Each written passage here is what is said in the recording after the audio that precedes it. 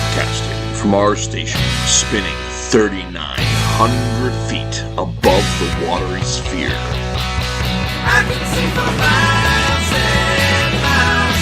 I can see for miles and miles. I can see for miles and miles and miles and miles and miles. This is Monitor Duty.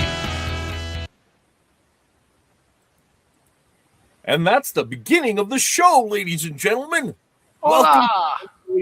Welcome to Monitor Duty. This is Matt Reese signing on for another show. Man, that felt stupid. I don't think I'm going to do that open again. Okay, guys, thanks for tuning in. We, of course, have our regular gang of folks over here. Mostly today, we are going to be talking about Batman Holy Terror. And you may say to yourself, haven't we already discussed Holy Terror? Not that one, bucko. This is the Holy Terror from the early 90s, drawn by Norm Breyfogle. So, by a writer who I totally forget his name at the minute. I'll look it up here quick. Screen. Alan Brennert, which I should have done some research to find out who the heck this Alan Brennert guy is, but I didn't. The artist never get credit. Oliver Cromwell, though. I've been thinking about Oliver Cromwell a lot lately, but that's also because I've been watching Hellsing Ultimate. What is that? Hellsing Ultimate. Hellsing is a like a manga, and Hellsing Ultimate is the anime that corrects the course that the previous one didn't do and actually follows the source material. Oh, so it's what, Dragon Ball Z Kai? There. Yeah, or like Full Metal Alchemist Brotherhood. That style of like, the original went in a different direction. We're actually going to do it right this time. I see. Yeah. I see. And every time Alucard removes his restrictions, he's removing his Cromwell restrictions, which means they dated all the way back to Oliver Cromwell. Oh, Okay. Alucard being a reverse vampire? Well, no, he's just a vampire. That's just what Dracula goes by these days. Yeah. Is Okay. he I'm sorry. I'm wiggling so much. I showed my dogs to realize I'm not doing anything obscene below the camera, but I was wiggling back and forth. It's because this dog is insisting on me petting him the whole time I'm doing the show. So I'm sorry. Yeah. Jim Tuner has joined in and said the writer is the story editor for 1970s Buck Rogers series, like the TV series. Okay. He was also a writer for the revival of the Twilight Zone. Oh, cool. Oh, that's what I know him from. Yes. Yeah. And the Outer Limits. That name. Yeah. Okay. Yeah, I've seen that name. Oh, yeah. So the TV series, and also welcome to Flying Saucer. Appreciate you tuning in today. So, of course, we had talked about doing this like 6 months ago after we did Holy Terror, before we rebranded the show, and that being Frank Miller's Holy Terror, and the because they have the same title, and I never read it before, but I was keen to check it out. And I was kind of wanting to mentally compare the two. There really isn't any comparison that could possibly be done between those books, I don't think. I swear I was like the only one who remembered the first book. Because when Frank Miller kept talking about, I'm going to make Holy Terror Batman, it's like, you did, that already exists. You can't make another one by that name. But they've done that because they already made a Flashpoint miniseries, and then they brought Flashpoint back as a whole thing. And it's like, you already had a Flashpoint. You already used that name up, But yeah, make it really confusing. But there's all kinds of people at DC who have no idea what they've published before. Well, yeah, they ought to have somebody who just like double checks that kind of stuff. Yeah, the like main maybe somebody in difference, production or something. That used to be Bob Rozakis who did that. Yeah. That was my joke. Yeah. The main difference is that this is Batman Holy Terror, and the other one is not Batman Holy Terror. Right, and one is about Islam, and this one is kind of about Anglicanism, maybe. Not really. Something to do with the Salem witch trials at some point. but we're going to pretend it does. Yeah. So now, If you can't tell yet, we didn't like it. I did. I'm the only one who really likes it, I guess. Yeah. And I'm a minister's son, so I'm not coming at it from an anti-Christian standpoint. Right. So it's not like I like it so much because I hate the church or anything. Well, and just the you thing is, understand that. right, and the thing is I don't really think that the work is anti-religious per se. Right. Right. Right.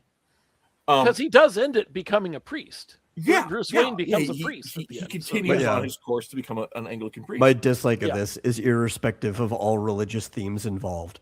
Okay. Jim Tudor says Anglicanism with the Catholic Inquisition somehow. Yeah. Right? Yeah. Yeah. Well, and even the Inquisition. Yeah, and it's the. Okay, I'm getting ahead of myself because I want to talk about the book before I talk about what I didn't like about the thing. Can I ask a question? Can I ask a big overall question? Overall question, yeah. Yeah. For the people out there who don't know, this is a alternate universe where something Oliver Cromwell did or didn't do something, and it all went on a different religious angle. And I don't know enough about the original history to know what changed. Mm-hmm. I realized they kind of summarized it. It still wasn't quite clear to me at the beginning. It was more like, okay, obviously church runs America. That's all I need to know. And so I kind of got that much. But well, before we dive in further, Twitless has joined us. Yay! Hello. Also, I really wish that I had read this with enough advance notice to try to rope Matt Krotz in to have a little Puritan defending going on with all of this.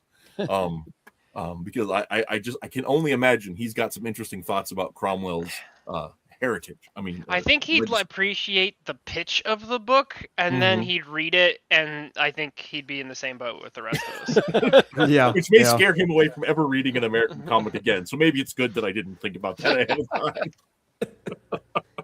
It'll be interesting when I tell you why I like it, maybe. Yeah, because yeah, when I we get think to that, but I'm not going to jump ahead. So go ahead. So opening thoughts. We were discussing here before you got on panel here, Twitless. What were your overall just kind of the not even cliff notes, but just your impression of this? Like it, hate it? This is interesting for me because the more I think about this comic, the more angry I get. So like my initial take was just kind of like on it. Hard eye roll. I mean, and in some ways it was kind of a glorious disaster. Because it's a disaster of a comic. I'm sorry. It just structurally it's a disaster. Absolutely. It's and I'm talking about like the story setup and structure and how the page count is used. Actually, let me put it this way. Let me. Sorry, I'm collecting my thoughts a little bit. So there's I approach comics criticism often with like two modes, and the first mode is kind of like critiquing it for what it is, in front of me. And the second one, it comes more from I'm going to on my literary high horse. It comes from Goethe, but also Denny O'Neil, I believe, referenced it when he reviewed. He was an editor on this book. Denny O'Neil referenced it. This Goethe specifically, Goethe's approach to criticism, when he was talking about Contract with God by Will Eisner, and he basically said that. Goethe's approach was basically not just judging it for what your taste is about it, what you think about it, but what is the piece of art trying to do? Right. Essentially, like, what is the, if you're grading it, what is the rubric or grade or target that this thing in front of you is trying to hit, and judge it by those merits? So structurally, like the way this comic is set up, I think this comic fails on both fronts. I think it fails at what it's trying to do. I think it's terrible for just for what it is. But there was something kind of amusing about it, but like I said, the more I think about this comic, the more like upset I get at it. So like, Right. so like it's one of those things where I feel like if you do want to enjoy this comic, don't think that much about it. Read it and move on with your life. Because if you spend like more time with it, like it will, I think it will just bother you more. That there definitely could be something on And that's that. rough because this comic demands you spend a lot of time with it. Oh. That's my So- take. Right. So so on to the subject of just very briefly of because from the chat there's a conversation you had mentioned that isn't an Episcopalian. The Anglican Church, the Episcopalian Church are they're kind of the same thing. They're both within the same communion, and depending on which branch of either you have, because there are branches that are out of communion with the main body of the church today. But the Episcopalian Church is the Church of England in America. So Right, but that's because we're not gonna like we can't Right. have a head of we can't have a church where the head of the church is the King of England. So we had to Yes, have something exactly. different. right. So that was But my the- like, the- but the the alt bishops, the alt all the way universe up here to the kind of vicar, all the yeah. way up to the head of the church. Everything else is they recognize all the same bishops and have the same rulings. But when the king, if and when the king ever stepped in, that's when the American church would be like, eh. And yeah, so, but this comic has alt history attached to it, so I'm Yes. kind of like it's kind of weird to kind of even Right. sift through that. So it's Right.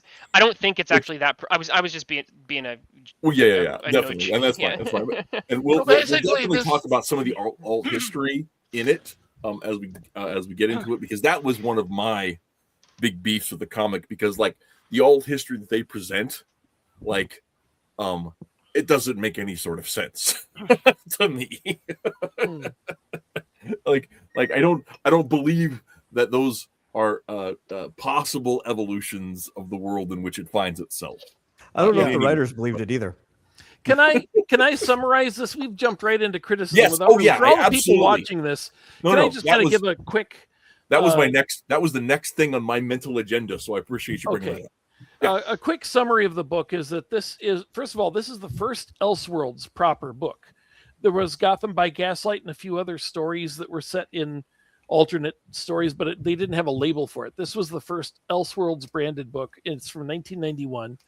And it also, one of the reasons I liked it is it was not just Batman. It's like pretty much a whole DCU type thing, to the point that Batman's almost a secondary character in the book, which may be one of the things you don't like about it. So That is, yeah, you nailed it. okay. and the bulk of it is just, it's a talky talky book, which is kind of what you get from a TV writer who doesn't really know how to do a comic panel type stuff. Maybe You're nailing like in record time. You're nailing all of these issues I have. Okay. Oh yeah, okay. all my complaints. Yeah, except if so, basically, Bruce Wayne is in this alternate history where the church runs America which is a commonwealth, and it's kind of dictatorial and it's expansionist, and it's just bad. There's nothing good about the church running America. Apparently, it's all bad. But the same thing happened as Joe Chill killed the Waynes. He's getting ready to become a priest, and he still feels unhappy. Gordon tells him that his parents were actually killed by the church, and gives him a whole bunch of information about how his parents were actually like underground doctors treating people that were neglected because they couldn't be treated by the church, and that's a lot of JSA members who are working with them, and were also all killed off. And then he goes to investigate this, finds an underground chamber where Barry Allen and Aquaman and a whole bunch of other DCU characters are being chained up. There's also somebody called the Green Man. And as he's investigating, he runs into Dr. Erdell, the guy who brought Martian Manhunter to Earth. And that obviously tells you who the Green Man is, And so he's looking through all these chambers where they have been experimenting on anybody they find that has superpowers.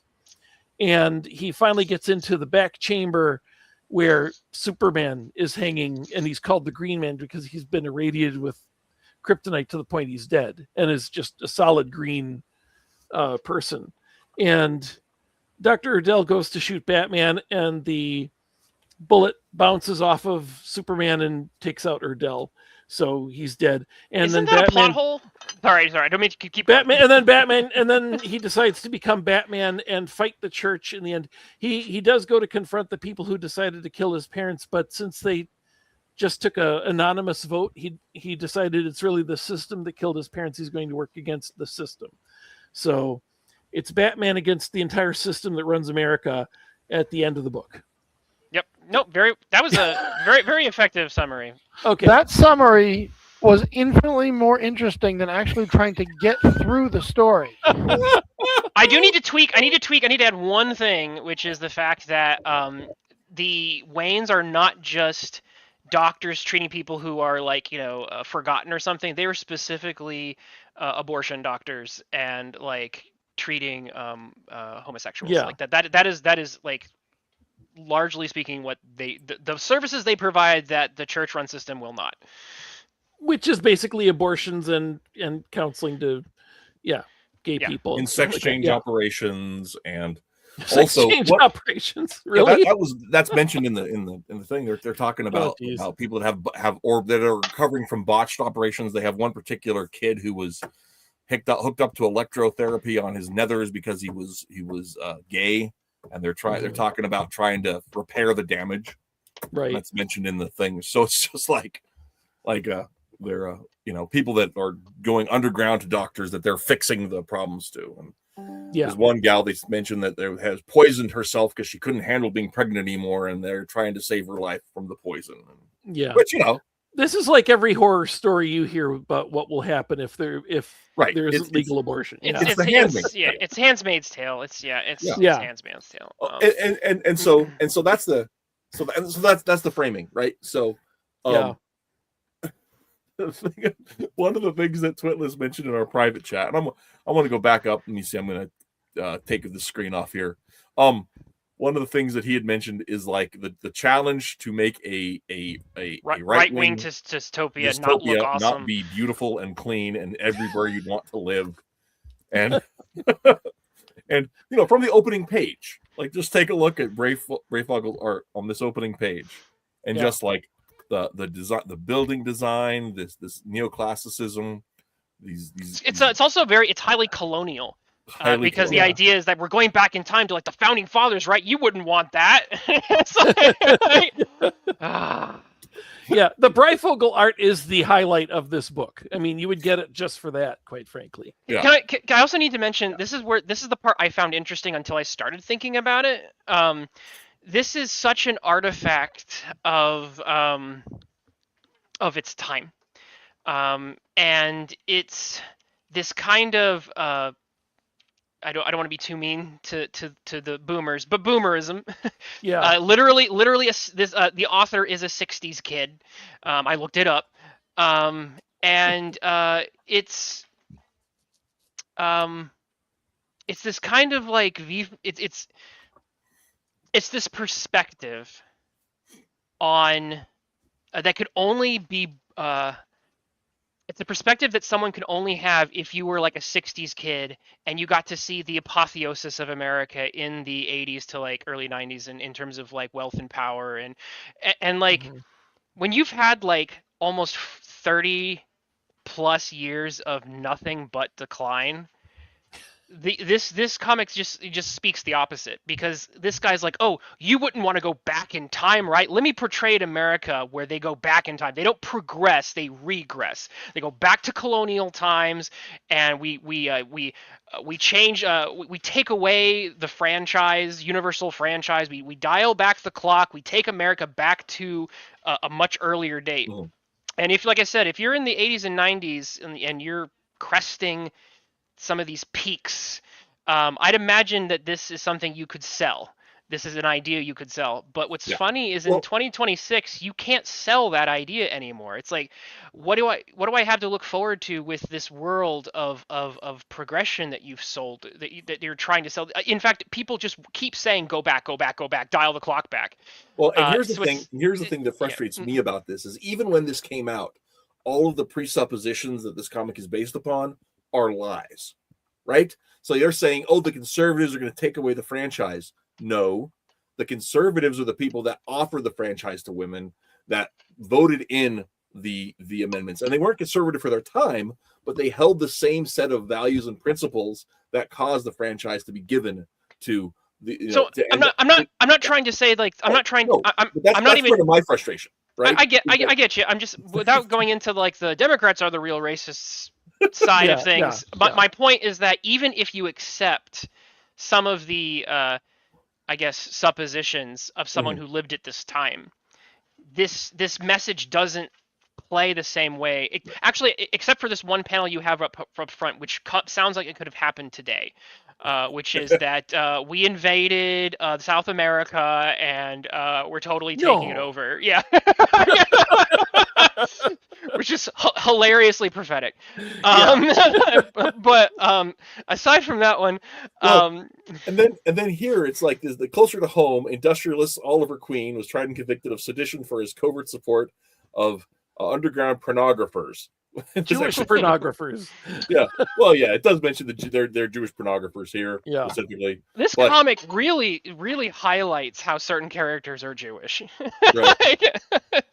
And it really wants to bring on the idea that that these are like I said, once again, it's like every supposition in the alternate history is dishonest, which is why like okay, if you were a kid who like just like dropped out of high school to smoke pot and hung out with a bunch of trust fund babies and learned Marxism, and then once you decided you were sick of being dirty in the street, you washed yourself up and got a job writing TV in Hollywood, this is the kind of crap you would write. And it's just like it's all lies, it's all propaganda, and like that's the thing is, of course it's propaganda, but I mean it's all dishonest. And that's the thing. But it was like there was a part of it that was amusing to me. Like I said, there's something that's an artifact of its time, because only someone, I think, from this era who is, like I said, who's riding high on the America of like the very high prosperity could, I think, even sell this kind of propaganda. Right. If you tried, but what's ironic is that people today still try to sell this, and that's why it rings so hollow, because every time, if you go on social media and you post this kind of thing, people will often say that the propaganda is doing the opposite. They'll go, you'll portray this world and people will say, actually I want that, can I have that, can I have like clean streets and a world that's where everything runs efficiently, and I feel you like have the 34-year-old boss babe who's single with her 7 cats and is like, why did I waste my 20s, I'm looking at this panel right here, and it's like, okay, I get that they're making the Commonwealth be really, really bad. It has, freedom re-education programs and all that sort of stuff as they talk about.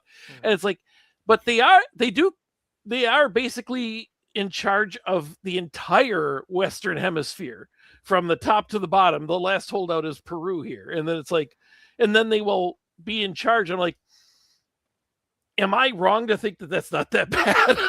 It's like, it would be better for a lot of these people, at least some of those countries. Baby.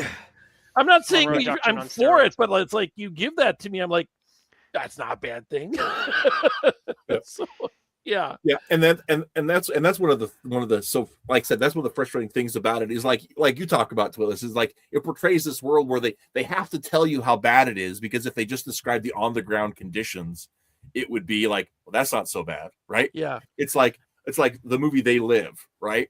Where they go to a lot of trouble to try to paint the media manipulation machine as a right-wing propaganda machine, when it's not the right-wingers that have ever been in charge of media ever. So, well, maybe not, but yeah, maybe not ever, but it's been a while. No, I mean, even then, I mean, It's been it always is a matter of perspective, artists though. It's like are always degenerates. It's like the writer who tells you, what if, Ronald Reagan got invented in 1970, he got elected in 1972, and then he ran for 8 years, and then they threw him out, and he got to run for 16 years, and he was in charge for 16 years. That would be horrible. And I'd be like, okay, you think it would be horrible? I'm like, that would be really cool. So like, that's what this comic reminds me. I know it's a matter of perspective. Yeah, go ahead. Right. Since this comic comes, I'm just kind of pinging off of your point, Hutch. This comic comes after but it's very clearly, I think, influenced by V for Vendetta. It's very V for Vendetta coded. Yeah. And V for Vendetta was just like, if you read the forward to it, is Alan Moore really pitching a fit about like Thatcher Margaret era, Thatcher. Thatcher, yeah, specifically Thatcher era, which I believe is Reagan era, if I'm Yes, absolutely. Yeah. They were they're contemporaries. So the best bros. you're talking about this same period of leadership, this comic really just which again makes there's an interesting aspect of reading this comic through that context. That's the part that interests me is the historical context of like how someone would see the world at the time and then interpret it this way, and even like I said, get a lot of probably people head nodding along with them at the time. What's interesting is the zeitgeist has completely shifted. This does not. I don't know if have you seen the whole meme about Amelia from the UK? Yes. Yeah, okay. Like that's what happens now when you do that type of propaganda. I have not. What are we talking about? Okay, so there's Amelia? like this propaganda game that the UK made. It's like a visual novel almost. That's supposed to be like re-education training or whatever, teach you not to want to get rid of all the immigrants. And Amelia is this like attractive kind of like alt goth girl who's showing up at like anti-immigration rallies, and the main character is kind of falling for her in their like college classes. So the thing is Wait, that the they're propaganda using is the trying cute to make goth- her wait. look. Go ahead. Are they trying to make the cute goth girl using the cute goth girl to make something seem unappealing? Yeah, Yes. no, it royally backfired. But that's the point that I'm. Because they don't understand culture ever. So to apply it to this comic, though, like I said, they show this even in this panel on the left. You see this glorious architecture, this thing that like it's so dystopian you want to live there, which is like I said, which is the whole challenge of dealing with, like I said, a right-wing dystopia is that they Right, always so- look awesome. Right. So, and this is something. Okay. So this is the last thing I want to say on the propaganda front. Right. People get annoyed with me because I talk incessantly about how the propaganda is not a new thing. People started getting mad at 2012, the whole Gamergate thing, at 2016, and they're like, I can't believe we used to be a single country. And it's like, no, we haven't. Not since the Civil War.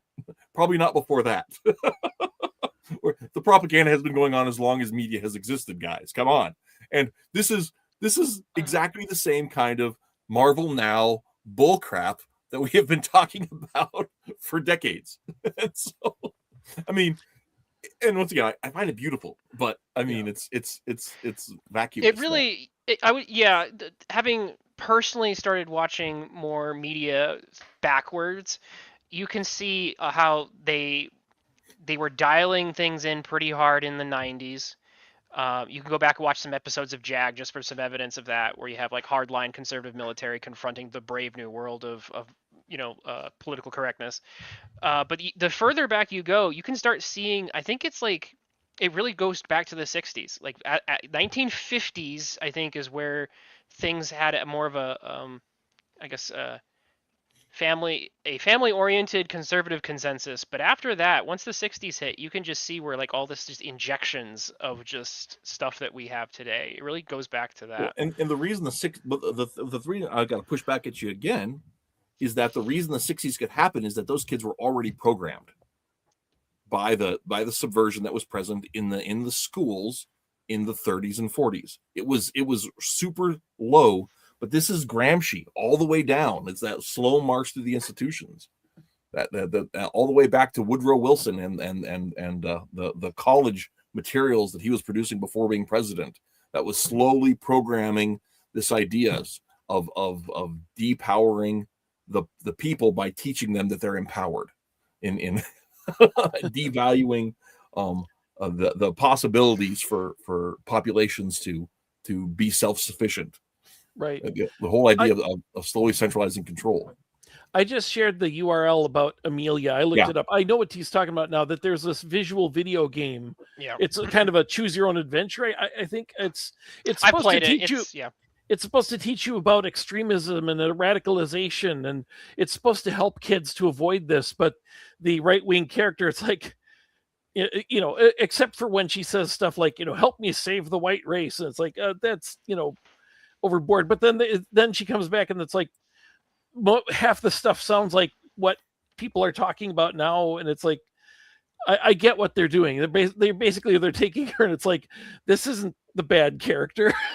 So she doesn't yeah. even, she's not even that extreme. She doesn't say anything about the white race or anything. She just says, like, basically, maybe I'm seeing a meme or something. But yeah, no, you're probably saying memes. There's like a lot of memes. The actual game just says her attending a peaceful protest about, you know, keeping Britain is potentially dangerous, and you could be arrested for downloading the wrong video. Yeah, And it's like, it's sorry, like if that people was start saying, you Yeah. know, you can't say it's okay to be white because that's racist. And it's like, Yeah. but I am white.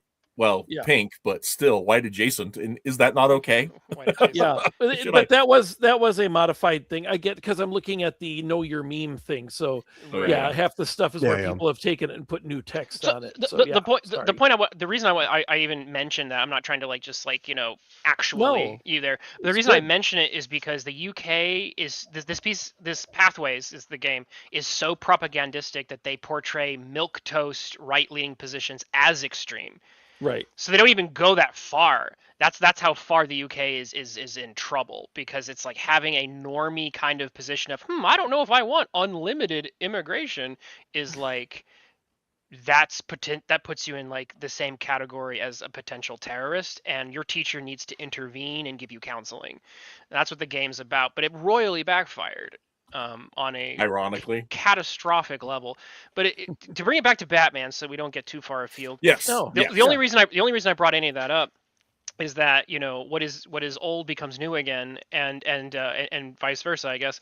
And so we're going back in time to read this old piece of propaganda that's similarly has a very I think has the same issue, which is it cannot portray Breyfogle fails to fails successfully at portraying this horrific Christian world. Look at that. It's just like there are cathedrals everywhere. So, and Yeah, here's Wayne Manor that looks like Notre Dame. it's gorgeous. rat. It's gorgeous. Right. But you can't get birth control. Well, Yeah. Oh, sure you bummer. can. You just, you know, don't have sex. It's pretty simple. No, But I just looked it up. Yeah, Alan Brennard he was born in 1954. And by the way, he wrote for the Wonder Woman TV show. So he did have Vote for a lot of stuff. That's probably how he got to write some Wonder Woman stories. That was like the first thing he wrote for DC, and then kind of he did some stuff here and there, but he doesn't have a lot of accomplishments, you know. And the reason I mention it is that LA definitely Law, I I think, was his biggest. Oh, yeah. I Oh, think but the anyway, biggest thing that was yeah. huge. Yeah. Yeah. But the point is he's a boomer. He's one of those people who, when I was growing up, I was born in 1970, and when I was going through the 80s, all I knew is that when Reagan became president, suddenly my family had money. And I mean, guys, I did not have a single Star Wars action figure. We had no money in the 70s. I mean, we were government cheese people. I mean, it was pretty bad. And so when I'm going through the 80s, all the 60s kids who were hoping that, you know, they would become adults, and when they were adults, it would be a dreamland and there'd be no more business anymore. There'd just be communes everywhere. In other words, so they see all the people their age, you know, growing up, having kids, and just turning into, you know, drones who work and go to make money, which is evil. It's like that. It wasn't a big decade of greed. We have way more stuff now than we had back then, and people are much more chasing after money than they were then. To say that the 80s was a decade of greed, it's a perspective thing. It's a perspective because the kids from the 70s and the 60s thought that they would be, you know, taking over, and there wouldn't be any of this chasing the dollar stuff because they're hippies. And it didn't turn out like that. People just, you know, grew up. Yeah. And so the 80s was a perspective thing. And so that's what, like you say, it is very much a thing of its time. There was a lot of stuff like this published in the 80s It was just, oh, isn't it terrible living under Thatcher, Right. especially. I Yeah, heard that all big the time. time. They hated Thatcher, and it's like, I don't understand. What has she done? They start talking about what she's done. I'm like, this all sounds good to me. What are you talking about? Well, Yeah, and that's but part of it. And it's part of it with perspective, Thatcher yeah. specifically was Yeah. that Mhm. Thatcher was very anti-union, right? Yeah. And saying, Yeah. no, the government can't negotiate with unions. That's what the political process is for. And so many of the union people in the UK couldn't consider a world outside of this framework. So they Yeah. had put all of their eggs in that basket. And when it didn't work, they were like, well, we're doing it wrong. We have to do it harder. And it was just like the So- whole New Deal for them, So, right? I'd Yeah. Let me, if I may, I'd like to kind of like tweak the trajectory just a smidge here. Yes, So we do need to very- get back off of this. Well, because It's- we've definitely established like some of our the fact that we're a bit credulous or incredulous to the propaganda that this thing is pushing. Yeah. But this is where it's, I think, helpful to take Goethe and Denny O'Neill's advice, which is like, setting that aside, how does the work meet its own rubric? And that's where I think things get a little more interesting and also frustrating, because as a piece of storytelling and as a piece of propaganda, if we set aside our disagreements with the propaganda and just say, okay, how well does it achieve its goal of trying to portray this world and sell the audience who would want to see this on bad right-wing dystopia. What I think is interesting is if we put on that lens of like, hey, let's pretend that we are the intended audience for this.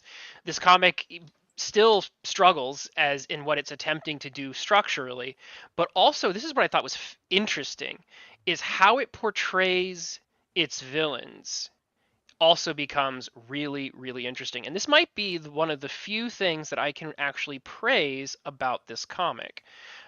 Because typically in today, when you do this type of propaganda, let's think about Star Wars, for example, like some of the new ones especially.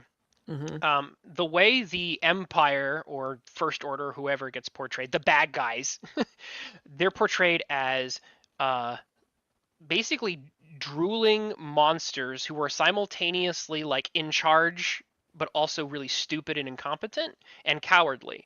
And so they try to mix the power dynamics. It creates a paradox. If you were that stupid and that incompetent, there's no way you'd have this much power. But they need to be the underdog, so they have to have the power, but they also have to be, like I said, so what we see typically, right, is that the villain would be cowardly. The villains would be, like I said, stupid and incompetent.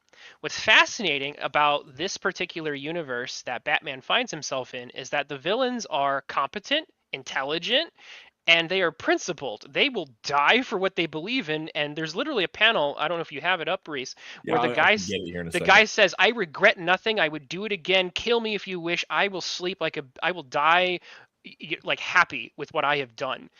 And Batman has like nothing he can. It's almost like that moment from The Dark Knight. There's nothing you can do with all your strength against someone who has 110% conviction. The Mhm. villain scientist is like almost overpowered in how well he can counter everyone. Like he is a master at competency. Yeah, here we go, right here. You're would have talking about Dr. Urdell? Or Urdell somebody else? is Oh, okay. Urdell is super competent. It's just by a fluke that Batman doesn't die. He wipes out or defeats or subjugates all of the DC characters effortlessly. He defeats Flash with a button press and says, "Oh yeah, I figured out how to kill him years ago." Like it's Yeah. he's so what I would put to the panel is, what do you make of the fact that what's the author? It's Arnold, what is his name again?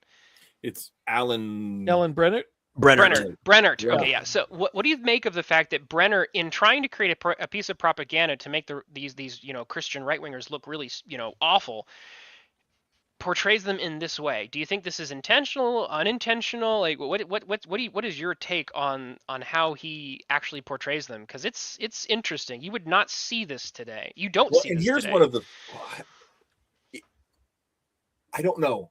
I think he, on the one hand, he has to make them formidable so that it makes Batman's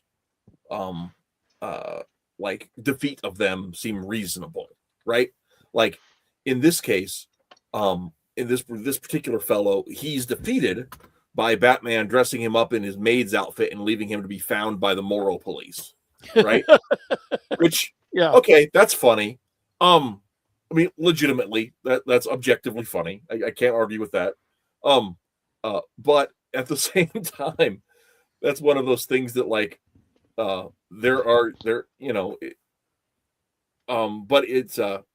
it doesn't prove him wrong, right? Like, it doesn't do anything to demonstrate that the man acted out of accord or out of some sort of improprietously, right?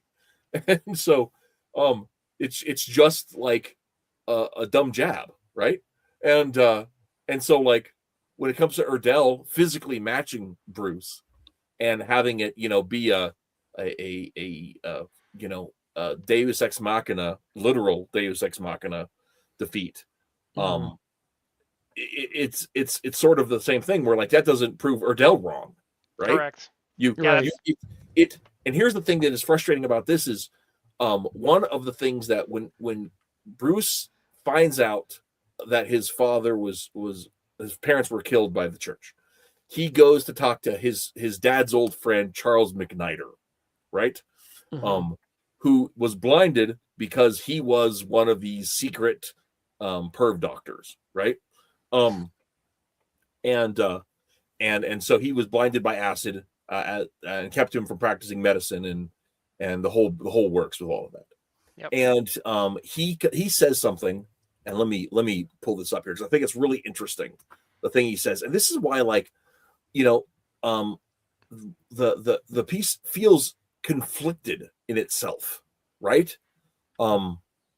Because that's one of the things that it feels conflicted in itself about what it's trying to even say. Let me find the quote here. Let me see. Where was it? Well, he's looking for that. Let's hear from some people we haven't heard from in a bit. Yeah. Metal, Cartoonicus. What do you make of this? The idea that the villains end up being really competent and don't back down and are principled and will die for what they believe and all the rest of that. How does that interact with the fact that this is clearly a piece of propaganda? I don't know that it does. I'm generally of the mindset that we need all kinds of villains. So I'd like to see a variety. So I'm not necessarily, pushing for one idea or another. Right. I definitely think it's a better writing choice. I just think that it being a better writing choice works against its clear goal of being propagandistic. Because I definitely prefer competent villains. The more competent the villain, probably the more I end up liking them, usually. I think it's usually stronger for the story more often than not, but, there are room for other types of villains and different types of stories. I don't know too much about how it ends up working against this, but I think this part of the conversation just doesn't really interest me at all. Because, like, my problems with the story are just, like, completely unrelated to its philosophical or propagandistic nature. I think like, the problem at is all. you're asking me to care about the villain. And in order to care about the villain, I have to care about the story. I mean, I sometimes love it's the that. other way around. We haven't Sometimes gotten- caring about the villain makes you care about the story. We are so far from getting to, I think, either of our problems with this. I Sure, absolutely love that. There's definitely space for us to talk about the structural issues there. So you pulled up your quote from Mr. Yeah. Midnighter. So Bruce is in this situation where he's been studying to be a priest and in seeking a vicar in the Anglican Church, and in this thing he says, "Damn it! I spent 5 years finding some kind of peace, and now I find out that the God I thought I loved is responsible for my parents' deaths." And McNider says, "No, not God. God's self-appointed interpreters. The holy elite celebrate Cromwell's renewal tomorrow, but the truth is he'd be appalled at what they've made of his Reformation. His church was tolerant and kind, the antithesis of this, and yet they twist his words and the words of the Bible to justify their oppression, as tyrants have done throughout history. That doesn't mean the words aren't true or that God isn't just." Right? Yes, this was Cromwell's actually a good guy, which depending on who you talk to in Britain is going to get you in a whole lot of trouble. Well, and it's a mixed thing too, because like Cromwell was very like overtly, because he never left the Church of England, but he was a Puritan, right? He believed in austerity and he believed in living simply, except when he became the Lord Protectorate, and then he didn't live so simply, and that was an issue. But he really hated Catholics, right? he was super tolerant to Jews, not to Catholics. Man, he just hated Catholics. and in the invasion, the Cromwellian invasion of Ireland, I mean, there were straight up, I mean, of course, this was, the 1500s, or 1600s, everybody was committing war crimes. But it was, because that was just warfare then. But there were some real cross lines as far as all that went. And one of the things that I found so irritating, my dad's not a phone. What? Okay. I don't know. We're what I all should say. okay. If you know, you know. Everyone in chat knows the song. Yeah. But I don't get the reference. I mean, I don't get why it's being used. It just but- started. The chat just started going that way. because of the system, man. Yeah. Okay. Anyway, I have to explain it to you later. I gotta look. It's a Lonely Island song. I threw it on the ground where this radical guy is just, I'm not going to be part of this system, and it's just it's ridiculous. Yeah, but that's a good call out. I still don't. Okay, Okay, I'm trying to get my thought back. I've totally lost it. now we should just I'll do a put it reaction in the video to him Facebook chat. watching it. And then you can watch it later We'll after watch the it later. show. We'll watch it later. Yeah. But so the thing is like, so they're saying, so like, but Cromwell was a complicated guy who the whole deal, but like the world, if you were to take Cromwell and he never died early, and his son never sucked at being Lord Protectorate, and they never reinstalled the Stuarts, you're still not going to end up with this world here, because like America, right? The Puritan foundation of America wasn't this, right?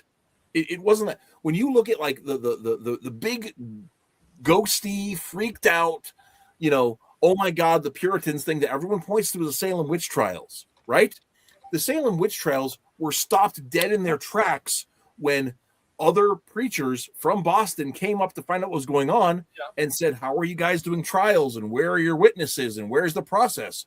And when the people of Salem realized that they had been violating biblical tenets of jurisprudence, they had public mourning and were ran around in sackcloth and ashes. And it was a big deal to stop the Salem witch trials. They stopped it themselves because they realized that they were out of line. That didn't happen other places. So you're not going to see in America, even if there was never a revolution, you're not going to see an America that ends up looking like this. That is in this frame, in this shape work. It's just not going to happen. And so to project that on this, it just doesn't. This isn't world building that is true, and it bugs me. It bugs me. I love how that's the thing that bugs you. Well, that's It's fine. It's fine. It's one of the things that bugs me. Yeah. If you're going to have an alternate history, it needs to flow from its own premises. Yeah. Right? No, I know exactly what you're talking about, because what is that? Alan Moore was doing this Image comic version of Superman, Supreme. Yeah, He Supreme, took yeah. over. He took over doing Supreme, and he basically did a Bronze Age Superman parody, and the whole reason I bring it up is that he had one issue where, like, he wakes up and the South won the Civil War, and there is a superhero who's a Klansman. And I'm like, if the South won the Civil War, that's not what would have happened. They wouldn't Yeah, have there taken are no over. would have been They would any never have Klansmen. conquered. And had they conquered, there would have never been need for a Klansman, because the only Right. reason there was a Klan is that the black people could vote.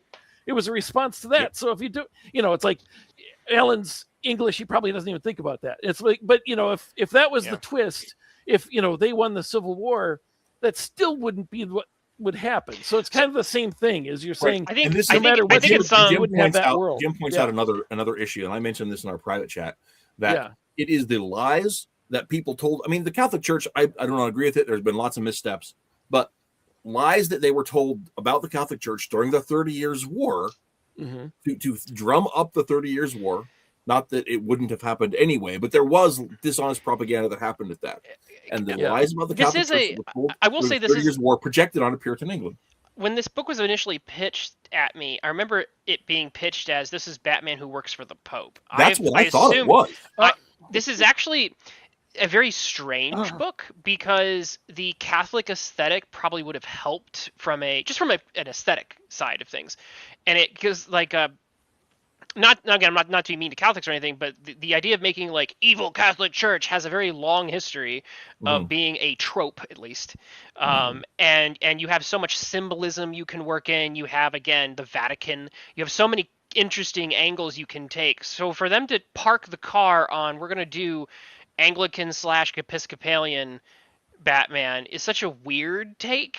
It's in a way, it's like, I guess it's nice that you get more Anglican/Episcopalian representation and not just fall back on the Vatican trope in a way. But on the other hand, it was such a weird choice. It was like, no, I'm going to make it this, and it was like, okay. it was just the whole like make him an agent of the Vatican is sitting right there, but you were like, no, I guess it was too obvious. I don't know. Yeah. I mean, and the other side of it too is like, I mean, Denny is Catholic, was at least raised that way, so maybe that was part of the way this went that way as well. Why don't we trade this up and make it this alternate history a little weirder, man? Might have been that might have been it. But let's go if we can. Let's transition maybe a smidge to talk a bit about some of the structural things. Go ahead. Before we do that, can I just mention, having gone through the 80s, what I saw when I read this is that, if you remember for those of you who are awake for the 80s or alive for the 80s, there was a very big, not Catholic, but Protestant. The preachers on TV was a big thing, and so there was this big, growing religious movement on the right. And to the point that like old school Republicans are like, what are we going to do about all these religious people? And it's like, this is where they belong. But, it was like a schism, it was a very big thing at the time. So even though this is not like TV preacher stuff, it's kind of a response to that, to the growing, conservative, the 700 Club and Jim and Tammy Faye and all that, just being everywhere and omnipresent. It's like, oh, they're running the country. They weren't, but this is kind of a response to that. It kind of feels like that, with the what life is going to be like if they're running the country kind of thing. Well, yeah, and that's like, and one of the things in the chat that Abigail says is, "Oh, is this Fundy's bad again?" And yes, it is definitely Fundy's bad. And as a card-carrying fundamentalist, yes, that's what they're trying to say about me. I couldn't play D&D because of the 700 Club. It's just interesting because like when we actually get into the Isaac's story, my age. When we actually get into the story, though, to bounce off of what Abigail's saying, it is on the surface supposed to be Fundy's bad, unfortunately, we keep on, and this is another reason why I think we really do need to transition into what Yes. Cartoonicus and Metal really noticed about this, Yeah. and I think several, all of us really. But the fact of the matter is that this whole pitch of the comic being the screed against the fundies really falls flat, because most of the actual energy for the comic, I would say, is basically just a what I would call a house of horrors to introduce basically a whole slew of DC Comics Justice League mainstays, and then immediately kill them. Yeah. And like Yeah. kill them so fast that the story actually has to remark in narration and remark on how fast they're being killed, so that Well- Batman is like, I met this guy and I know he just died, but I feel like I've known him for my entire life, even though he died 1 Yeah. hour after I met him. Like literally, like these are lines that are said because of how this book Lampshading. is. This book is so structurally flawed Oh, that yeah. I wanted. This is Well, also, probably one of the things I also the want to worst. talk about here is the design that I never picked up on until this panel. Is always like, why is with this weird bat symbol that he's got there? It just seems like a keyhole. I don't know what it's a clerical collar. Yeah. yeah, Mhm. yeah. I was It's saying not an Anglican clerical collar, but it's a clerical collar. backstage before we started that of all of the Batman books that we've read on this show so far, this is probably my least favorite, and it's because of what it is as a comic. Not even like as a story, but as a comic. This is my least favorite Batman comic we've read on this show. It's So- just Yeah. awful. It was weird. I said this back in one of our threads too. I said it's a Batman story where he doesn't really do much Batmaning. He basically puts on the costume. He interrogates one guy, and it's a mistake. He goes after one place. I'm gonna go do my mission. So most of it's weird how much page space gets, how the panels get. The panel budget is allotted. Because with the amount of pages that you have in this, you could have told a whole narrative, really. And really what you get is you get an introduction to the dystopia. Batman learns his parents are, the system is bad. He puts on the costume. Like I said, he interrogates one guy. Oops, that didn't go well. He has a false start. That's fine. And then the rest of the comic is just Batman's House of Horrors, where Batman just stares. This is a great panel. He stares slack-jawed in horror at the rest of the comic. Yeah. Yeah. But That's I it. also want to. I was stopping this comic, this panel too. I mean, this whole page, I think, is it falls into that. But just look at like this panel right here, and just like the facial expression. You got Barry Allen, the action, the lines, the weight, the pregnancy of this panel. Yeah. I love. Oh, this is a good Norm's page stuff. It is a good Great- because page. there's yeah. hardly anything on it. I think that's what makes it a good page. I was saying, like, they use so many words to say so little Yeah. in this comic. Yeah. Brayfogle is doing. Brayfogle is drawing his heart out, but the All the story heavy is lifting. yeah. Yeah, The for story sure. is terrible. Well, Yeah. and that's part of it too. Is like, I think some of the economy of words, or this economy of words, perhaps is a better way of saying that.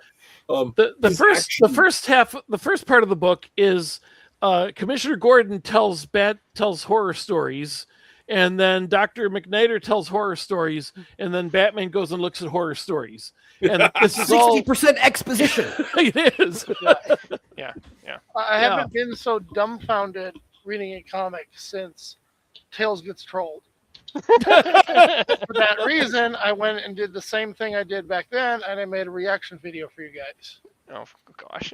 we'll end with that. I don't want to get too off track again here. Okay. But yeah, so he finds in a little setting up on here. So there, under the great cathedral in Gotham City, there is a place called the Star Chamber where the real elites rule from. And Batman finds his way in there because he's a priest and he's Vicar Bruce and he's on his way to whatever. So he sneaks his way. He steals. He has a priest. He steals another priest's credentials, and he says, "I feel bad about this, by the way, because Yeah. because he's a priest. Because he's a So he priest. gets there, and real quick, another just great panel. Just great Norm panel. Look at that thing there in the bottom. Holy! I mean, maybe it would be great if I could see more of it. The last, and from this part from where he meets Barry Allen on, is mostly what I remember about the book, and it's mostly what I liked about the book. Not because it's great storytelling, like we are talking about. It isn't. It's mostly him receiving this information and then not getting shot, and then that's the end. And then he says, "I'm going to become a priest." That's I'm going to be a priest and be Batman, and that's how he ends the book. And it's like there's no action. There's not enough action. You can see that he's trying to put in a lot of action. I mean, look at that. That is a huge action panel. Yeah, But a lot it's of not. dynamism. It's not Batman action. So There's- Batman he helps free Barry. There's another guy who's a speedster who, because they took some of Barry's powers and gave it to this guy, and this guy blows himself apart. There's a guy with a deformed head. There's somebody who can't slow down her brain. Somebody whose brain works too fast, or they've aged super far. And then Bruce is like, "Oh my gosh, what's going on?" And Barry quotes some scripture that is weird. It doesn't seem to actually fit here. And then they meet Aquaman, who is catatonic. And why is Aquaman catatonic? Because he broke. He broke, but he broke because they basically forced him to do it with a mermaid to make mer babies. Yeah. It's like, okay, now here's the thing. Once again, world building, right? Like the whole thing, the reason Bruce got into this is because his parents were killed. Why were they killed?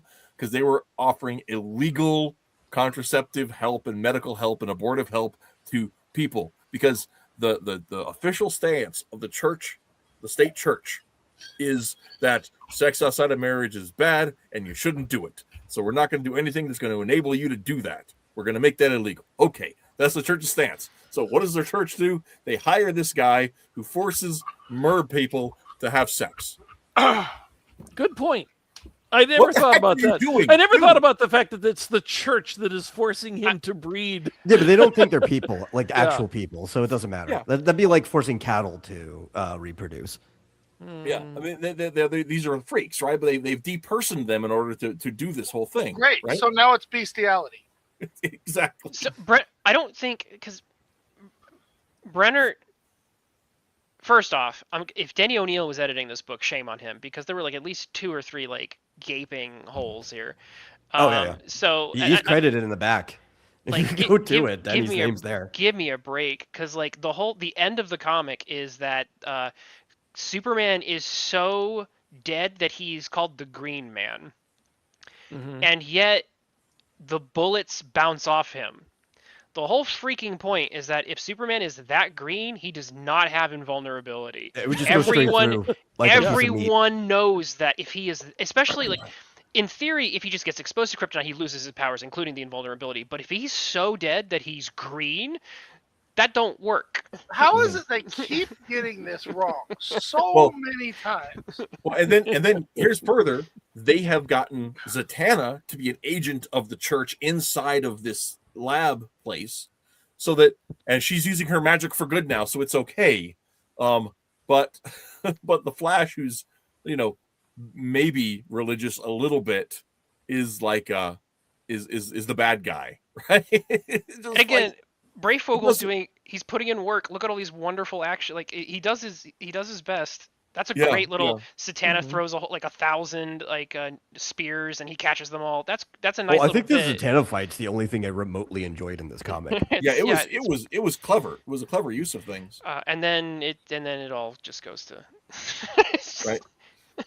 And so it's one of these things where, but she's a witch. Yeah, exactly. She's a witch, right?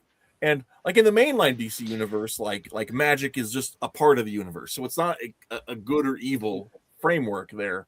But they clearly talk about witch being bad within the context of the story, Yeah. and yet they're still jumping on the bend with it. And you can say, hey, it's because they're not truly living within the Christian paradigm, because they're, just like McKnighter said, they're just obsessed with power. And it's like, well, yeah, it's okay, except that you've spent like the entire book talking about how church bad. So like you're just not like you're not the consistent one. Well, and that's part of what I hate about this comic so much, is that they are just throwing ideas in a blender that have nothing to do with each other, and they're trying to smush all these ideologies together. Like, why am I looking at, what clearly looks like some old colonial thing, and then suddenly, oh look, here's Vicky Vale on TV, on the news, right? We've got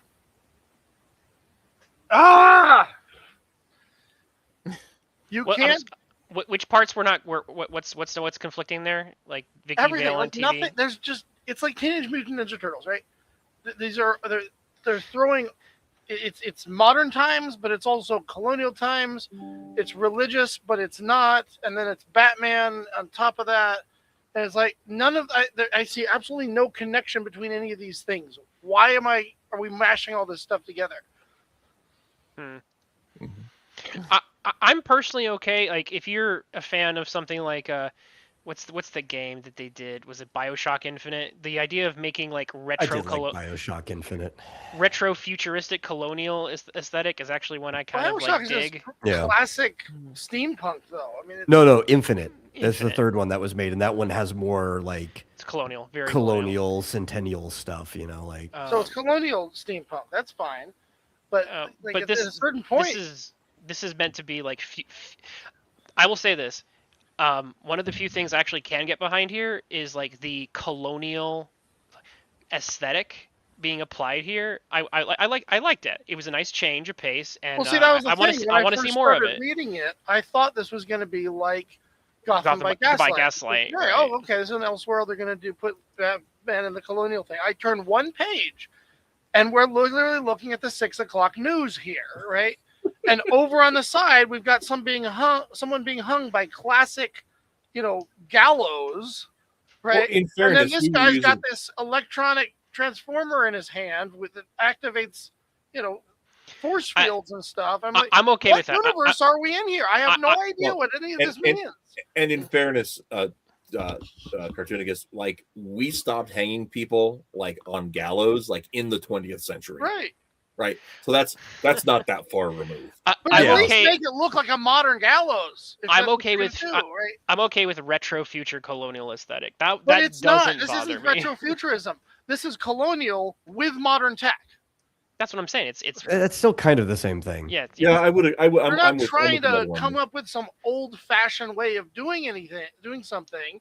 They're just saying, again, "Oh, by it's the way, just we an have alt TV." history. It is Yeah, meant to basically be. just trying to buildings give have us just been there. Right, Because- and that's the thing. They're giving us this modern day thing, but for some reason, we're still dressed like we were 200 years ago. I like that actually. That's one of the. If you took that away, this book would lose another 40% of any Right, appeal. okay, that it and didn't have. in defense of that, in some ways, like, I think one of the things you're talking about is like the whole neck scarf Jabbit thing, right? But And that's like, a cultural thing. the necktie, right? I still wear those in England. as we wear neckties was basically invented, if not invented, definitely popularized by the Windsors. And in this framework, the Windsors never came to power. So the impetus to have neckties as we have them today doesn't exist. So that's one of the aspects of why the Jabbits are still being worn. It's actually almost you talk about Twitless brought up earlier about how parts of the premise almost fight against itself, right? This is one of the few things I can say on that.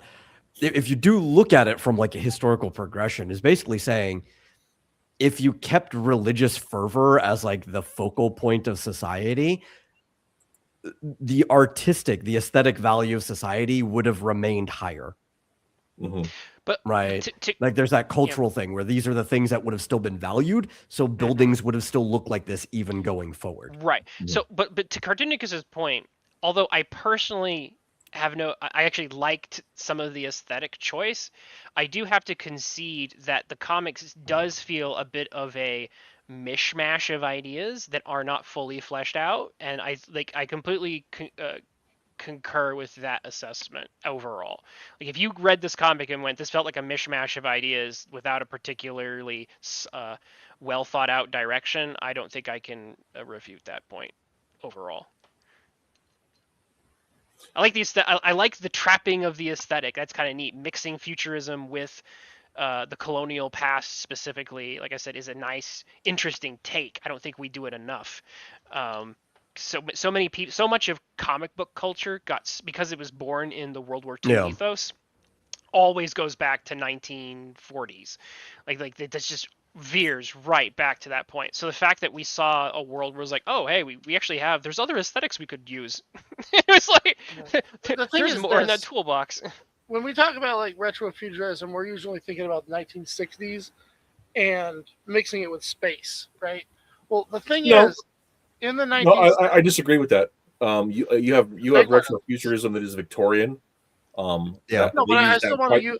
I want to use that as an example, though, because what you see when people do that kind of 1960s retrofuturism is they are looking at what people in the 1960s actually thought the future would be like, right? Technology, science was this big thing back then. They were obsessed with it. They thought technology was going to save the world, right? And so when you do retrofuturism, you are taking that idea, the things that come from that era, and applying it back to that era. Yeah, I see absolutely no connection between the colonial, era and 1980s. I get where you're coming from, but that's where the Metals idea is basically what's your through line is what Metal brought up, which is the fact that if you were to preserve colonial America's ideas and never ever progress past them, you would still have technological progress up until the 20th century. It would just be completely subsumed underneath that but it wouldn't even look the same, though. You might never even have had Thomas Edison if the butterfly effect ensured that. Okay, well that's immaterial to. So if you're going to do futurism, show me a futurism that makes sense to colonial. No, the thing is, like, a lot of that stuff even goes back to Ben Franklin and stuff. Like, the things that led to that would have still. So there you go. Anyway, ask what Ben Franklin was doing. Now, how can we push that to its? This is also. See what I'm saying? A misunderstanding of what retrofuturism is. That is a modern look at it too, because even the word retro didn't mean what it means now. A lot of people use the word retro, even combined into retrofuturism, to mean vintage, when retro actually means to look back at how things were and to model your fashion and aesthetics off of it. Yeah, I know, but it's still a good example of a version of this that works. I think this is fine. I understand your point. I think that I think Metal's point, it allows someone to read it and appreciate that aspect.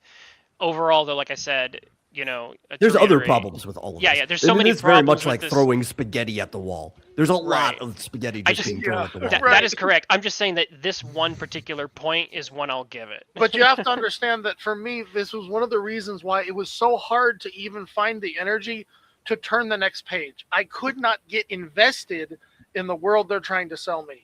Right. And when I stop caring, you know what I do? I start skimming. I jump ahead, just looking for every page to see if something will give me hope that I might actually want to turn back and try to put the effort in and waste my time on this. Well, that's also that specific part is a very subjective thing, but that happens to all of us, right? It doesn't matter. It could be like the best comic in the world, and all of us will hit that at some point or the other. Right, and like you were saying, Metal, instead it just drones on and on and on. It's like scraping my head against a cheese grater, trying to find a reason to care. Make me care, comic. Make me love you. Make me hate you. But make me feel something, please. I was definitely feeling some stuff with the comic. Yeah, I don't understand how you can read this and not feel something. I was feeling a little nauseous at times, See, there you go. So, okay. So we're on to the scene where Erdell shows the Green Man. And it is, and I got to say, this was a fun moment for me, right? Because I was expecting John Jones, right? It's Erdell. It's the Green Man. I was expecting John Jones. And it wasn't. I was just like, oh, you got me, comic. You got me. So you've got Superman up on this cross of course, because of machines. course. Oh my Because of course, gosh. right? But here's This was a groan. This was an audible groan from me. I felt something, but it was I my didn't notice it. my I didn't insides notice it dying. I didn't notice it, recognize it across yet when I was reading it. Oh really? I saw that immediately. But the other thing is like they talk about him being dead, right? But he's also hooked up to all of these machines, which doesn't make sense for a corpse. So that's one of the things that I kind of thought about with this whole thing. And you've got the all the business with It'd that. be pretty funny because, like, I don't know. Obviously, they didn't think of this, but if you thought into Kryptonian biology or whatever, if like somehow his brain was dead, but the rest of his body was still a solar battery that was going on and doing things, and that's why he was just like in this permanently catatonic state. Right Now, that's not what happens, but that would have been a cool thing to do. Was this before or after they started trying to make Superman into a Christ figure? He's had aspects of that for a while. Right. I think I guess if you're saying if he's like this overt, I don't know the exact answer to that. So the other side of it is you do have, so here's this page with the actual death, and Superman, is looking much less green on this page, right?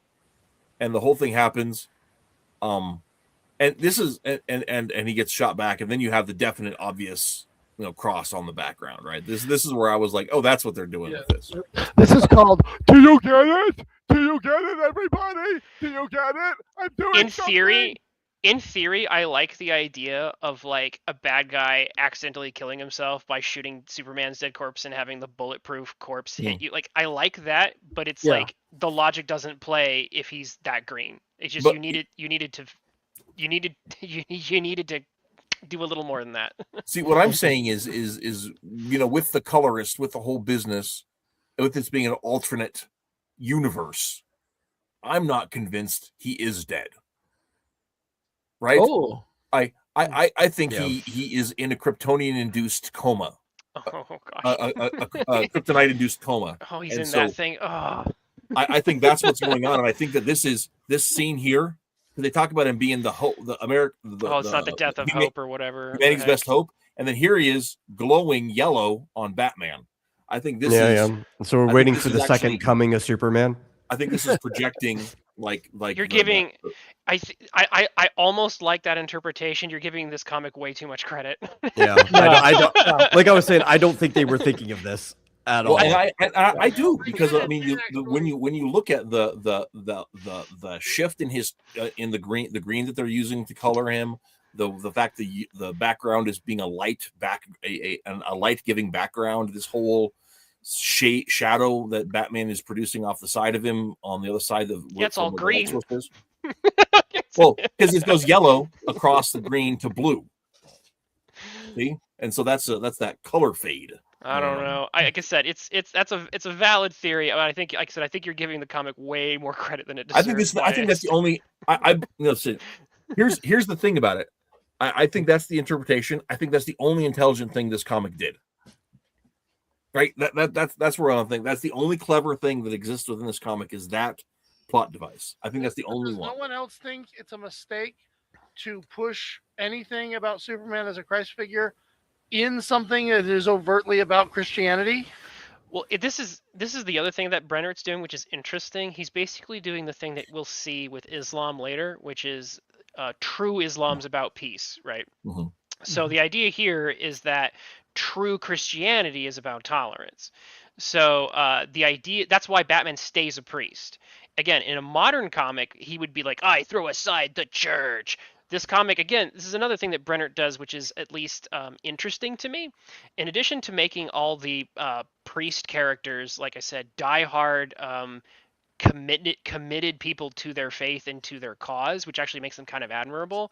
He also has Batman, if you want to pull up that last panel where Batman is like smiling while he's preaching, and like it's not the last, like second to last page. Yeah, because the last page is him in the Batmobile.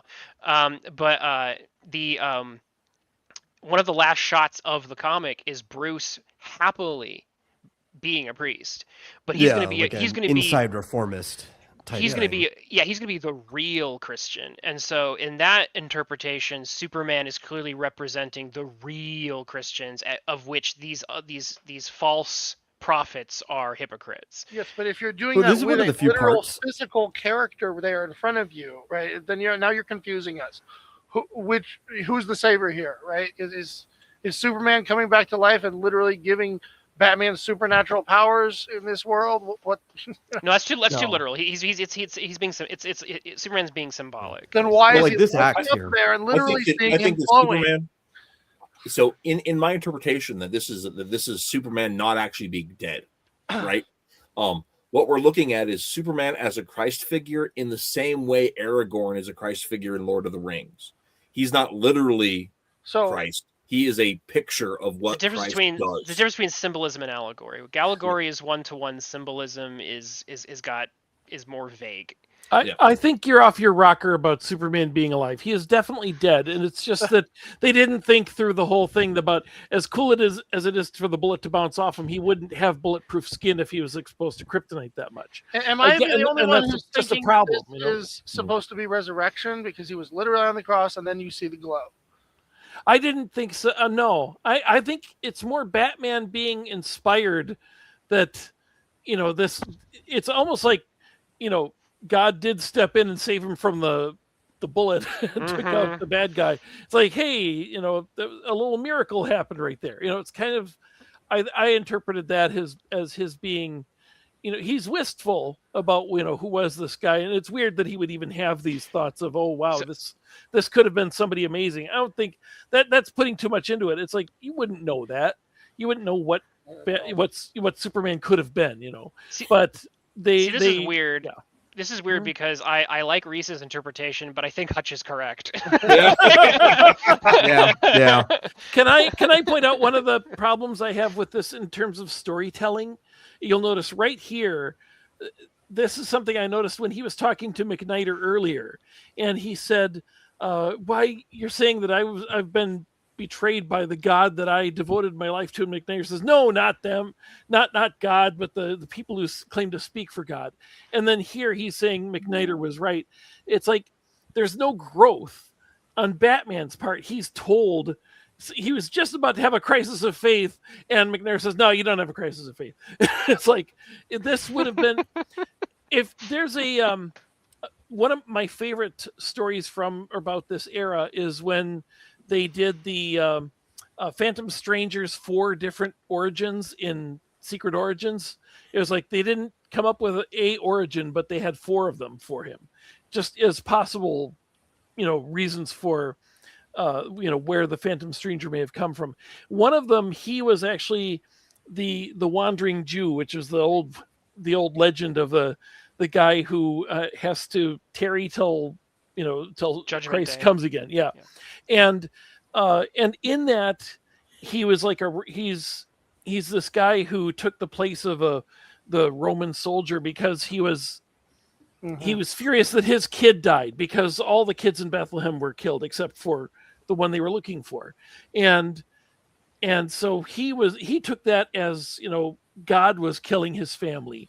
And it was centuries later that somebody says something that makes him realize he was wrong. It's, people who claim to speak for God are not God. And there's a clear difference between that, and that changes his perspective. And that's what should be happening here. Batman should have like a crisis of faith in the first chapter that is, resolved by the last chapter. But there isn't one because McNider says he immediately shoots him down, tells him what to believe. So I think this comic ultimately suffers from the House of Horrors because in order for Batman to go on this journey, you would have to spend the panel budget focusing on Batman doing Batman things, including going on said journey. But the He almost should do that in a Batman comic. The comic decides instead that it really wants to have its carnival ride with Mhm. all of these other DC characters that it doesn't have the time or space to flesh out or do anything with. And unfortunately, you get the worst of both worlds. You don't get enough of Batman. You don't really get enough of the Justice League characters. You get this, which I said. I think at the end of the day, even if you're on board with the ideological points and you set those aside, this is a frustrating comic to read from a storytelling. But it's interesting. It's got points of interest, which makes it interesting to talk about, but it is, I think, a very frustrating read if you're trying to get typical story things out of it. Well, which and is any time it might have been able to spend on Batman was also wasted. How many times are we going to reboot Batman's origin story? We all know what happens. Mhm. You're not adding anything to it. Nobody has done anything. Oh, I interesting disagree hard. in a million hard years disagree. with this thing. It's always the same 5 things that happen. We know how it goes. Just get to the part where we're looking at Batman. I think in this Elseworld, there is merit for going over how his parents died and setting things up. Yeah. They did spend way too many words on it. It didn't need to be as mouthy as it did. This could have all been done in like the top half of a page with like a quarter of the words that were used. But there is merit in setting this up in this other world. I also have to mention one little detail is that we reread this comic backwards. We're reading it backwards in time, which means that in 1991 you had. My point is that it's a Fair little. point. Fine. It's like if we're experiencing too many reboots now, and we read this one, it's like, yeah, I understand how we have some of those emotions, but it's like it's not the fault of this comic written in 1991. Did you not say they had just done Gotham by Gaslight? Yeah. So I'm just saying. And the 89 movie had also just come out. Yeah. Yeah, but once again, I mean, like this is a different frame of the world with different characters involving different ways. The world They're is wearing masks in there. The origin didn't. We go through the same thing we know. No, the origin did If you're change. gonna redo it, at least The origin absolutely changed. not at They all. weren't killed The same old by story what with appears Jim to and be some Gordon. random mugging. They were killed by Yeah. the church. Yeah.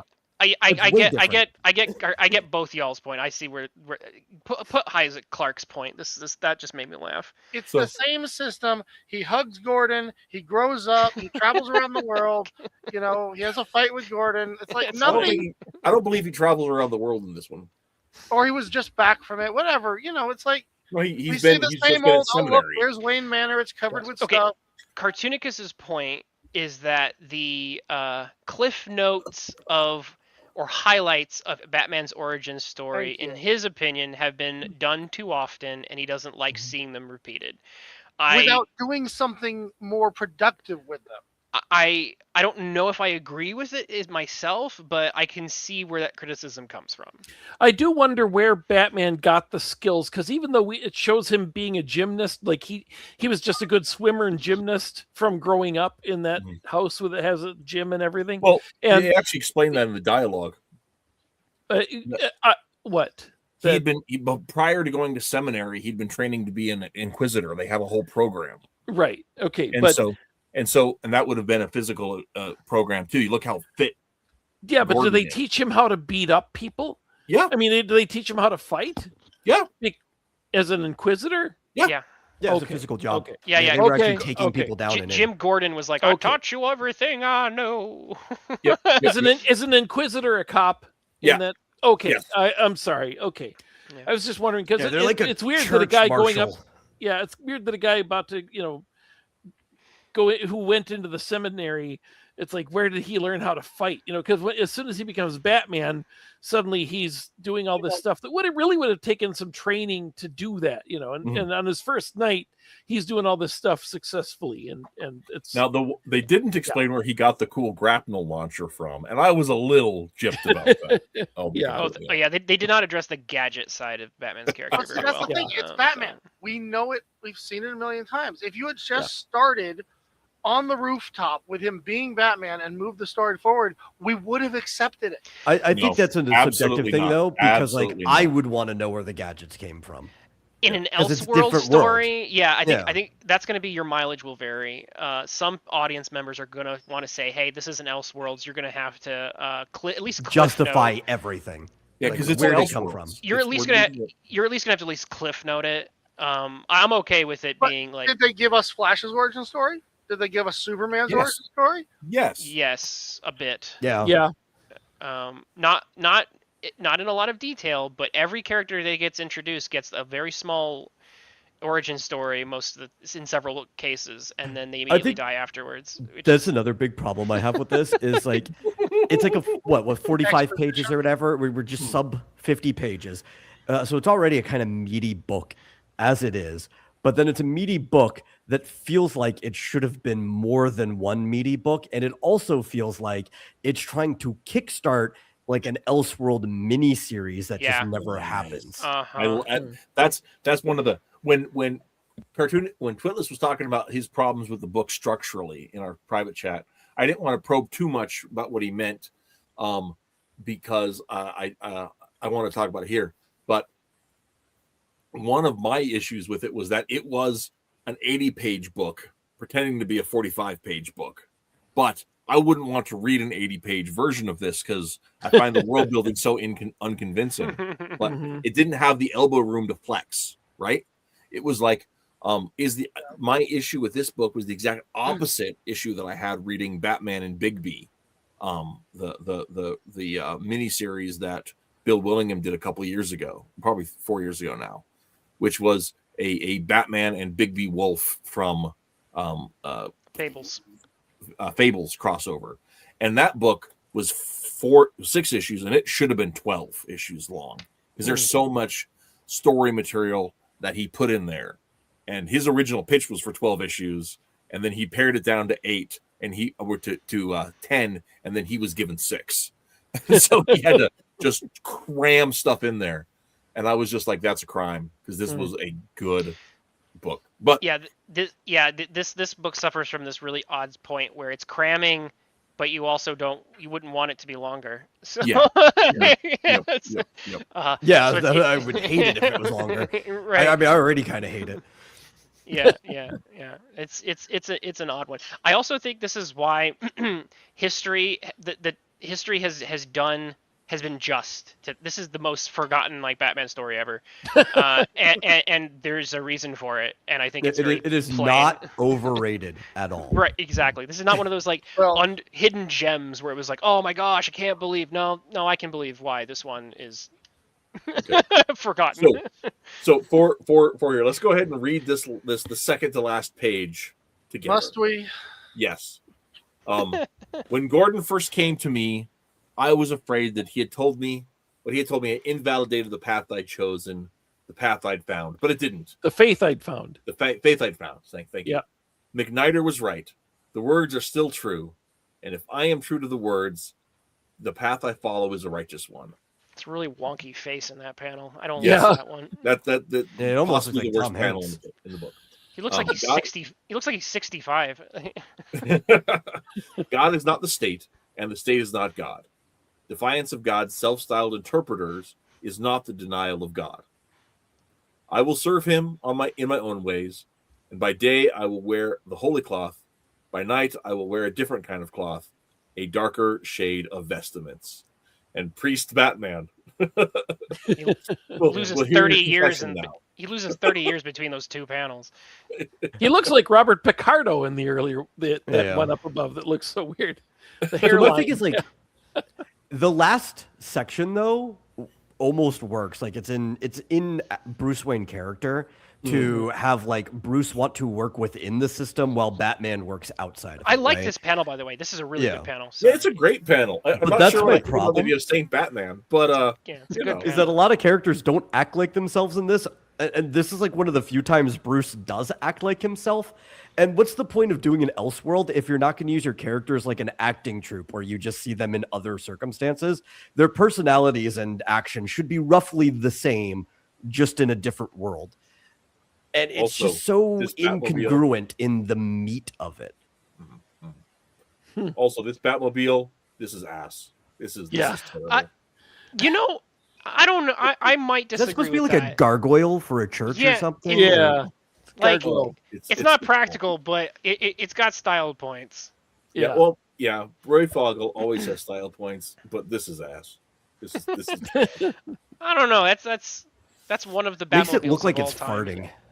Yeah, Breyfogle is the one who he designed the Batmobile of the '90s. yes, So, I yeah, mean, and I love that yeah. design.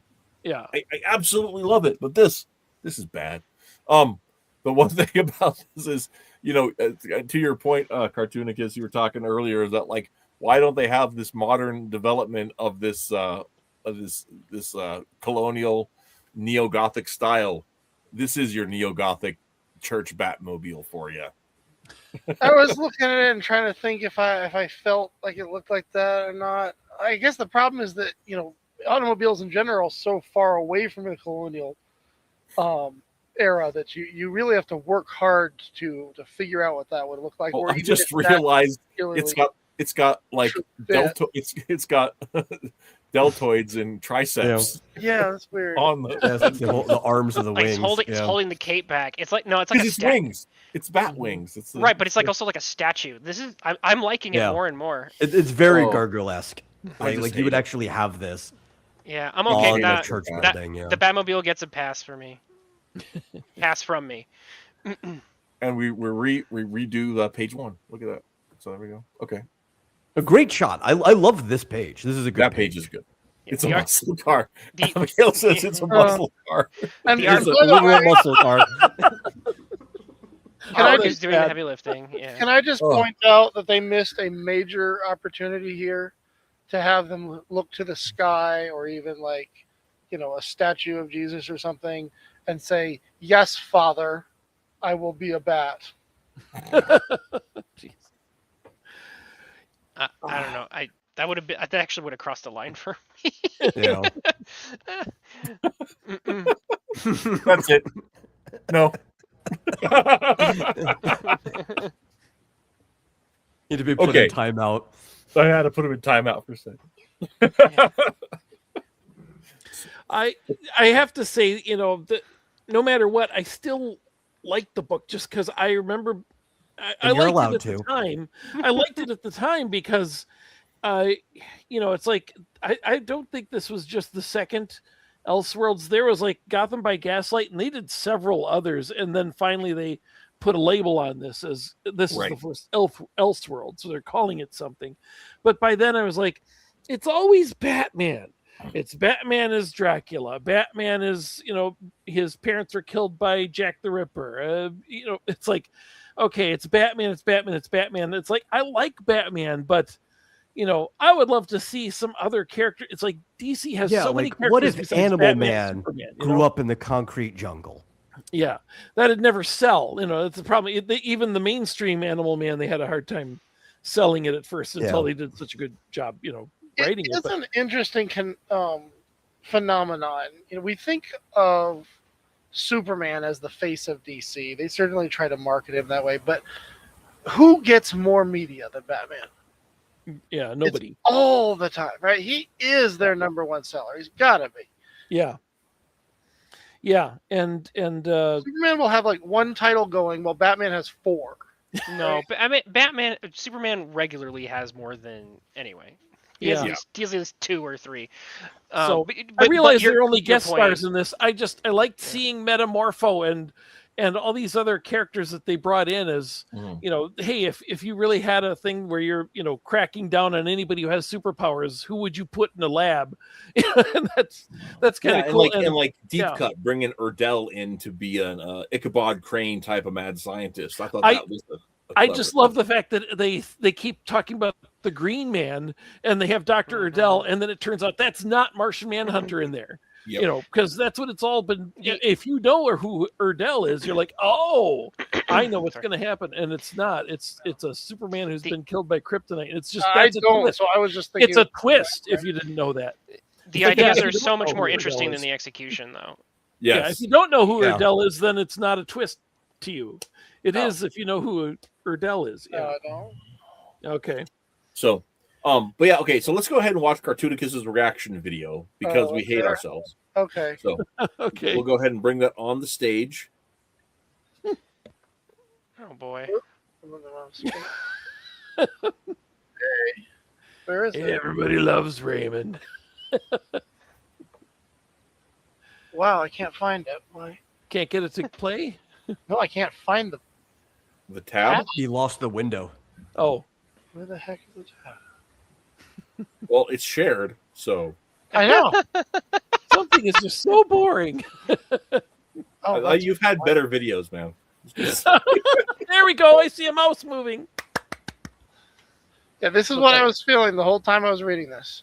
Okay. Now I realize that maybe it's not my fault. Maybe it's just that you're boring. You're boring. You're boring. You managed to suck every ounce of excitement out of the most exciting thing I've ever done. Didn't that give you some sort of clue? Like, hey, maybe this guy's not enjoying it? I expect you to have a little string on your chest, that I pull out and have to snap back. But I wouldn't pull That's it out really and snap quiet. back. You would. Oh, I'll pause it. Wait a minute. Sorry. Oh yeah, there you go. Let's continue listening and bear in mind that the next 100 pages can get a little bit dry. Blah, blah, blah. Blah, blah, blah. Blah, blah, blah. Blah, blah, blah. Blah, blah, blah. Shut up! Shut up! Shut up! By the way, when you're telling these little stories, here's a good idea. Have a point. You're weak. And I've outgrown you.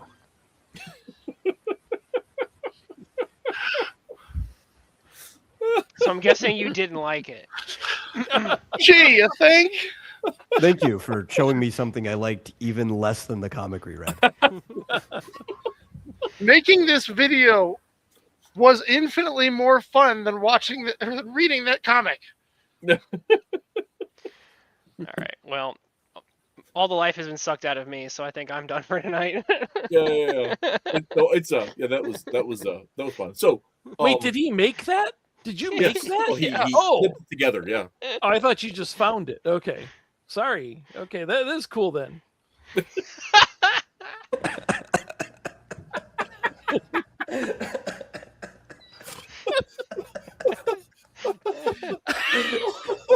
Sorry.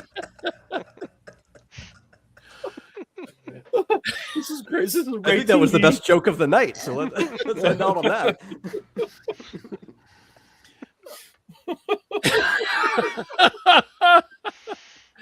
By the way, I just sent you the link for I Threw It on the Ground because everybody Yeah. was talking about that, and we're gonna have to watch that together. We'll have to watch that at some point. Yeah. So, okay, well, that's the show for tonight, everybody. Next week I will be coming to you from an alternate studio, but I'm not sure what we're talking about. So we'll get that all figured out, and you guys will know eventually. But I bet I'm going to just throw it out there. It's probably going to be a comic. So I'm almost up to Galactus, by the way. Ooh, I'm still keeping at it, but yeah. Oh, excellent. Soon we will have to do the Galactus Saga for sure. Yeah. So, what? Elseworld Studio. Somebody says think no. You he's should talk talking about about- Knack for the PS4. No. I think she means DC. He Age of just says- Reboot. No, that's where he's going to be in a different studio, right? So he's Yeah, going to be Elseworld from an studio. Elseworld Oh! studio. Okay, I gotcha. I get you now. I see. No, it's gonna be this world. It's just gonna be further east. Yes, Eastworld Studio. Eastworld Studio. There you go. That'll be fun. Okay, that's a show. Until next time, get out there and read some comics, and we'll catch you guys all later. Bye.